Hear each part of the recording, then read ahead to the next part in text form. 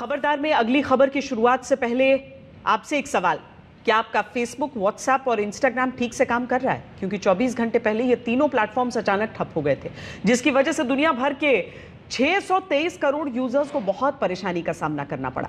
हो सकता है आपको भी फेसबुक और व्हाट्सएप चलाने में बहुत सी दिक्कतें आई हों। लोग बार बार अपना फ़ोन चेक करके देख रहे थे कि फेसबुक, व्हाट्सएप, इंस्टाग्राम शुरू हुए कि नहीं। आप में से बहुत से लोग कल रात से आज सुबह तक गुड नाइट और गुड मॉर्निंग वाले व्हाट्सएप मैसेजेस नहीं भेज पाए होंगे। बहुत से लोग फेसबुक पर अपने विचार पोस्ट नहीं कर पाए होंगे। कल फेसबुक की वजह से आपको सोशल मीडिया वाला उपवास रखना पड़ा होगा।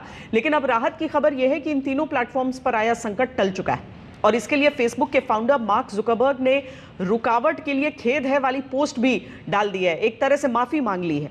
सवाल यह है कि दुनिया की सबसे शक्तिशाली और अमीर कंपनियों में से एक फेसबुक पर इस तरह का संकट कैसे आया और इसका पूरी दुनिया पर किस तरह का असर पड़ा।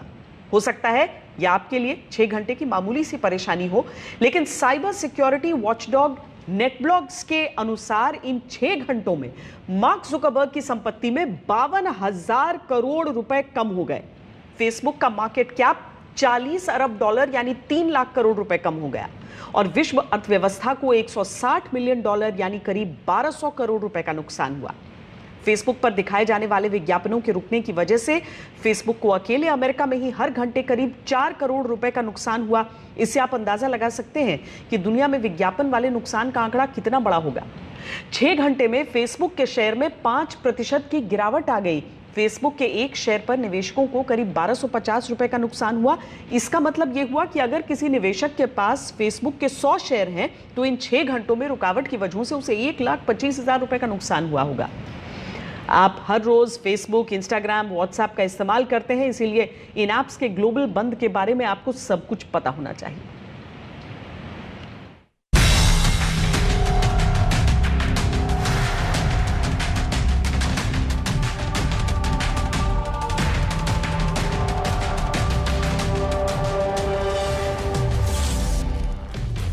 क्या कल रात फेसबुक का सर्वर डाउन हुआ था? क्या कल व्हाट्सएप पर साइबर अटैक हुआ था? क्या चाइनीज हैकर्स ने फेसबुक को हैक कर लिया था? सोमवार की रात जैसे ही घड़ी में 9 बजे वैसे ही फेसबुक को करंट लग गया, क्योंकि सोशल मीडिया के सबसे बड़े प्लेटफॉर्म फेसबुक, व्हाट्सएप और इंस्टाग्राम अचानक बंद हो गए। स्मार्टफोन की टच स्क्रीन पर फिसलने वाली करोड़ों उंगलियां थक गई। कुछ इस तरह के मैसेज सामने आने लगे। फेसबुक पर रुकावट आई तो ट्विटर पर ट्रैफिक बढ़ गया। दुनिया भर में फेसबुक को लेकर मीम बनने लगे और इन्हें ट्विटर पर शेयर किया जाने लगा। फेसबुक, व्हाट्सएप और इंस्टाग्राम पर आए संकट पर इन तीनों प्लेटफॉर्म का इस तरह भी मजाक उड़ाया जाने लगा। लेकिन सवाल यह है कि फेसबुक रुका क्यों?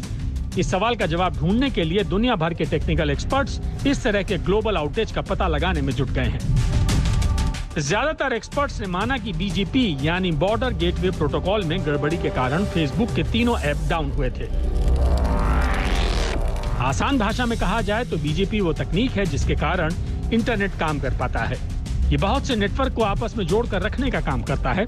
इस प्रोटोकॉल के तहत ही कई कंपनियां बता पाती हैं कि वो भी इंटरनेट पर हैं। लेकिन फेसबुक से गड़बड़ी हुई और वो बीजीपी पर ये नहीं दर्ज कर पाया कि वो भी इंटरनेट पर है।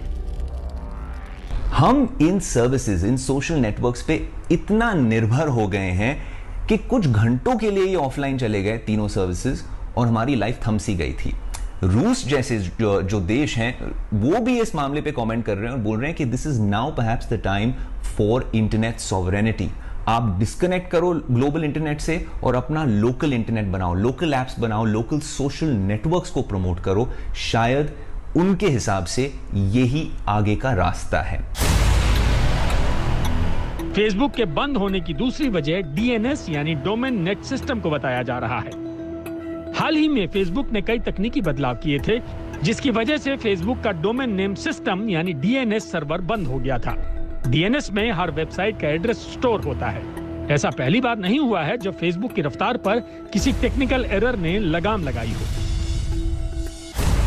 मार्च 2019 में करीब 10 घंटे तक फेसबुक, व्हाट्सएप और इंस्टाग्राम बंद रहे थे। जनवरी 2015 में फेसबुक की वेबसाइट और ऐप दोनों ही 50 मिनट तक ठप रहे थे।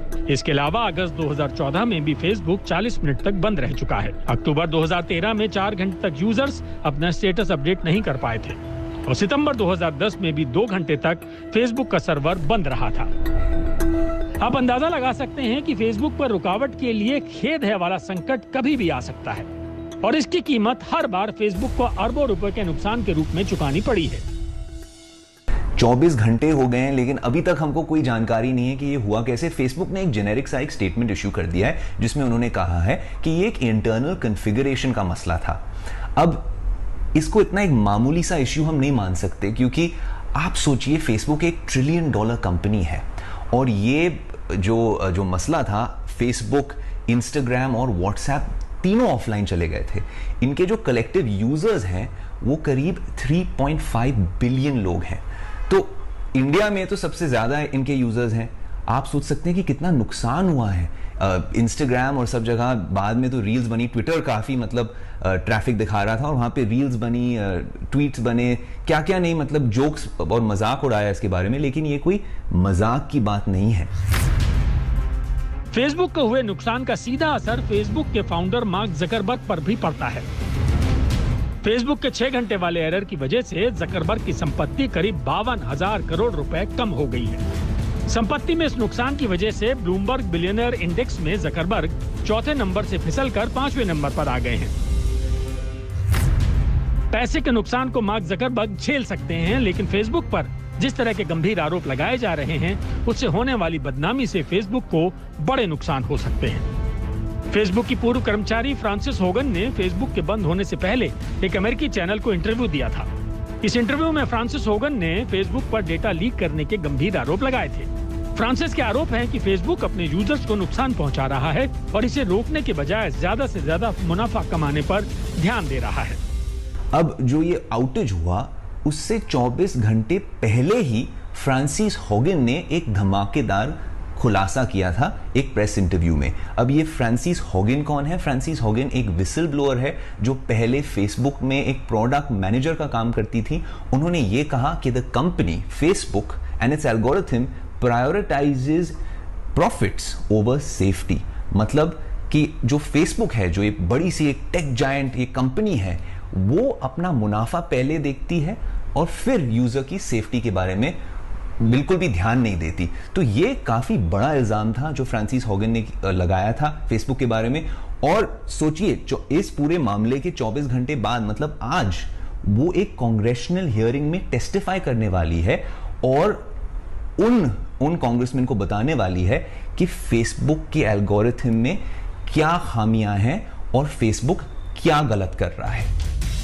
फेसबुक पर यह आरोप लगते रहे हैं कि वो अपने यूजर्स के विचार और डेटा राजनीतिक पार्टियों और दूसरी कंपनियों को बेचता रहा है। इसके लिए मार्क जकरबर्ग को दुनिया के कई देशों को जवाब भी देना पड़ा है, लेकिन इसका असर फेसबुक पर बहुत ज्यादा नहीं पड़ा क्योंकि फेसबुक के यूजर्स की संख्या अरबों में पहुंच चुकी है। और दूसरा पहलू ये भी है कि लोगों को फेसबुक की लत इतनी ज्यादा लग चुकी है कि वो अपने डेटा के साथ होने वाले किसी भी खेल को बहुत ही हल्के में लेते हैं। आयुष एलावादी के साथ ब्यूरो रिपोर्ट, आज तक।